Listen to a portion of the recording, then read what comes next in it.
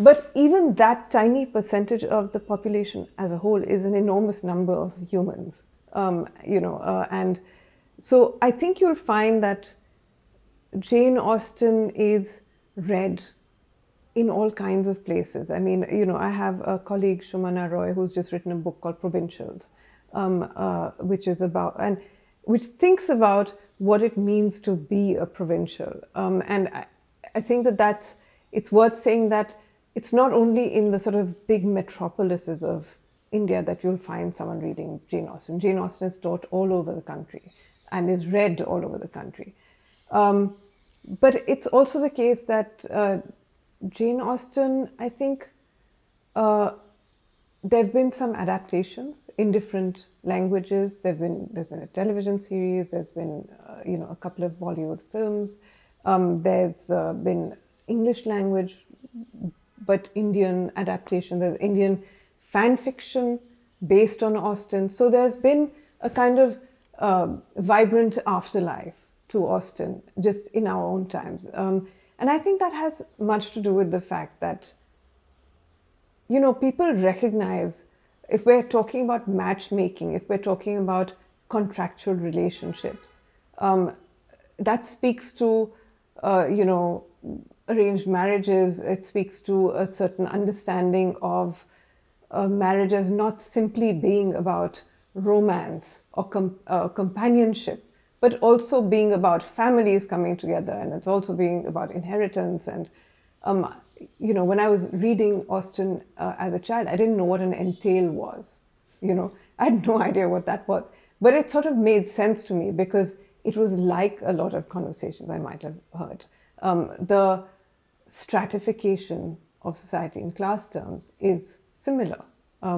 Austen is, of course, writing quite a lot about landed gentry, and I've noticed, for instance, I saw this adaptation of Emma called Aisha. And that seemed to be very much about extremely wealthy, privileged Indians.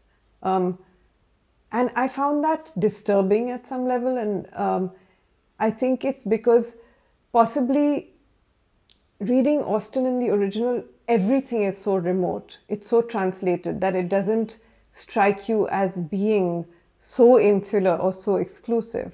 There are also other people, but when it's translated to the Indian context, it felt very, in terms of class, it felt very, elitist and kind of slightly revolting for that reason. But even in that adaptation, which might have had something to do with Clueless more than Emma, the film Clueless, you find that the moments where Aisha, the Emma character, undergoes regret, where she has to think again about her actions, that can stand for larger regrets, larger failures of understanding, maybe which could be applied to the sort of class position, not only to that individual person's individual regrets. So I think it's those things. It's the exploration of gender and class together that makes her speak to preoccupations and concerns that many people have here as well.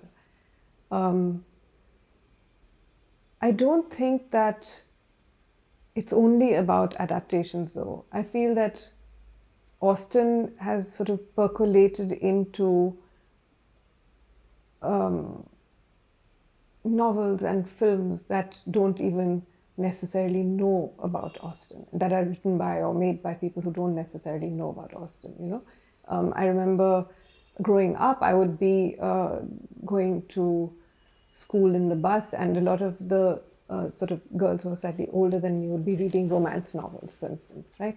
So I don't know if they exist, and I didn't really read them because I was too busy reading Austen. But there was this publisher called Mills and Boon, and so there are these Mills and Boon romances, and they were widely read. I mean, people would just eat them up, and they sort of, I think, are a little bit indebted to the Darcy figure in some ways. So that's what I mean, that Austen is percolating through all kinds of reading experiences or viewing experiences without being identifiably the source of them.